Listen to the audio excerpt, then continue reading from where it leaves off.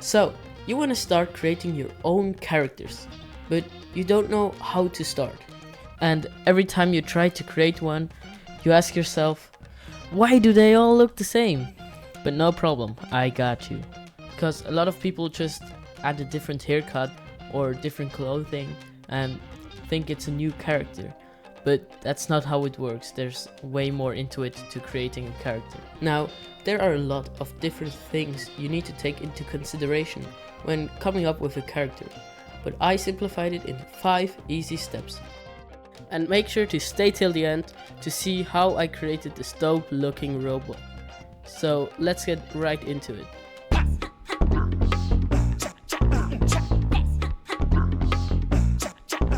Whether it's a character from an anime, or Mickey Mouse, or Donald Duck, or even Patrick Star, every good character has its own purpose in its world. So, if you create a character, don't just think about making him as cool as possible, but try to tell a story behind him, and try to visualize in what kind of world or time he lives in.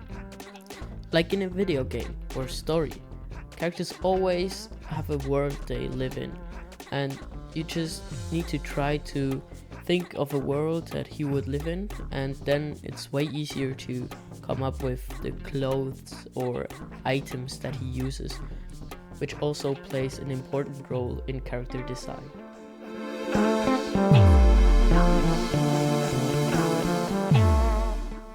This is similar to the first rule, but instead of understanding the world around him, you need to give him a personality. So you need to see the world that's inside of him. Like for example, these two characters. Which one feels more real?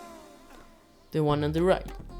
Because if you look at him, he has a personality in his pose, his looks, and his emotions. And personality is not just the emotions of a character, but it's also his posture, like for example these two. You can see that the character on the right looks really proud and upright, whilst the character on the left tries to hide everything and is really insecure.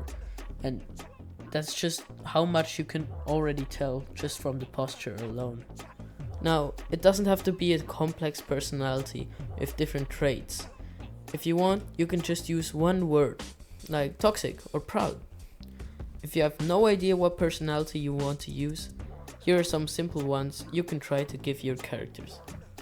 And this also makes for a good exercise if you want to learn to create a character. Just choose one of these words and try to draw a character based on it.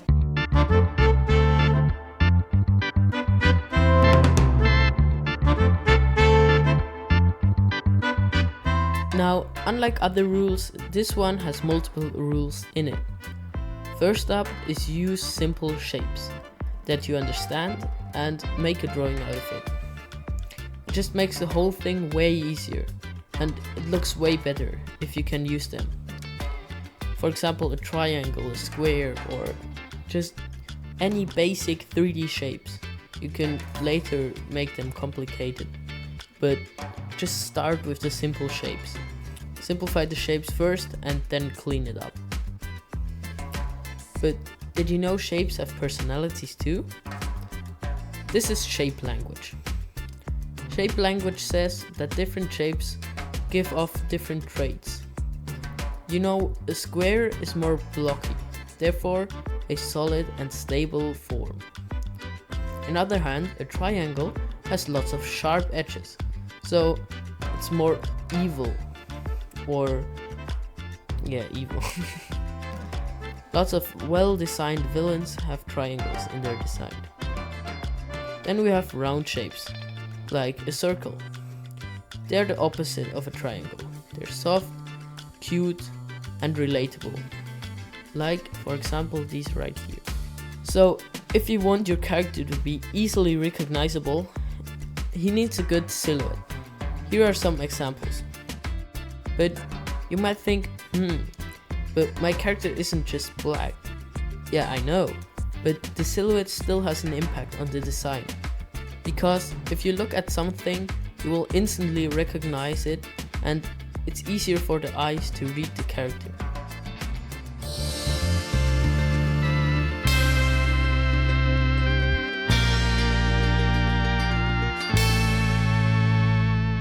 try out lots of different things.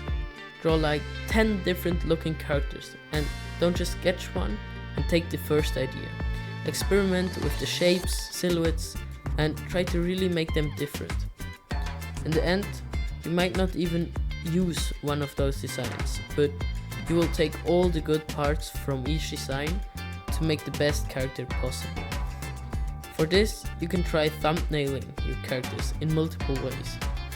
Thumpnailing means just a really basic and small sketch of it, so you can do these really fast, and afterwards you choose them, and that's how you experiment with a lot of the different things and not just take the first design you come up with.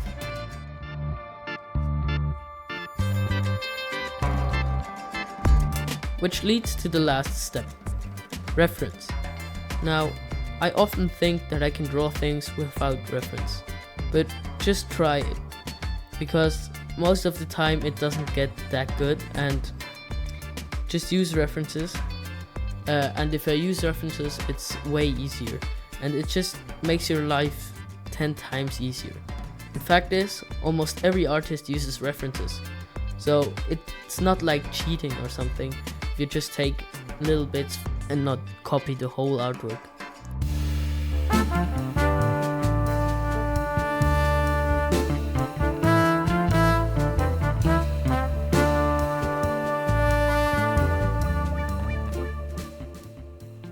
Coming to my character. Now, I still think that I am a beginner in character design, so it might not be the best design, but I still tried my best. I always start by searching up references on Pinterest, and since I already knew I was gonna draw a robot, I didn't have to search long for a topic I'm going for.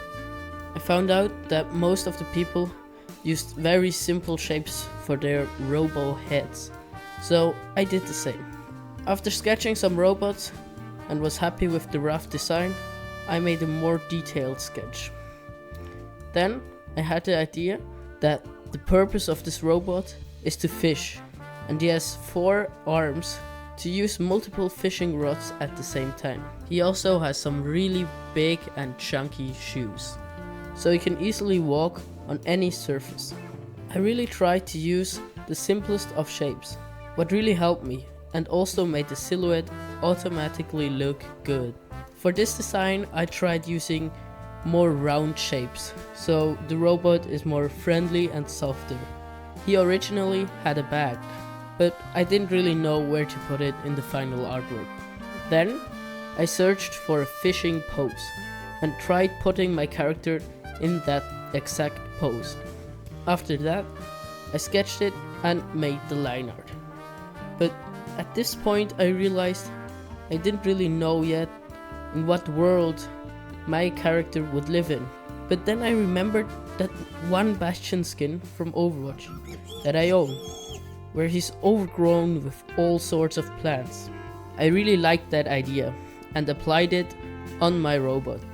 The robot would live in a post-apocalyptic world where he survived and is still sitting in his chair and doing for what he's programmed for, even after many years. After that, I just rendered him with some nice lighting, added a fitting background, and the artwork was done.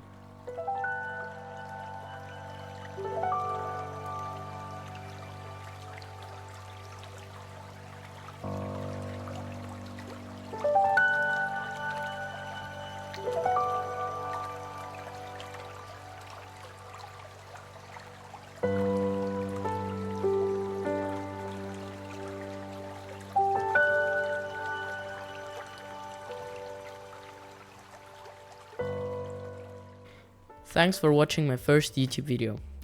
If you have questions or video ideas, please write them down below in the comments. And if you want to support me, please leave a like and subscribe. So, till next time, your Artistic Abe.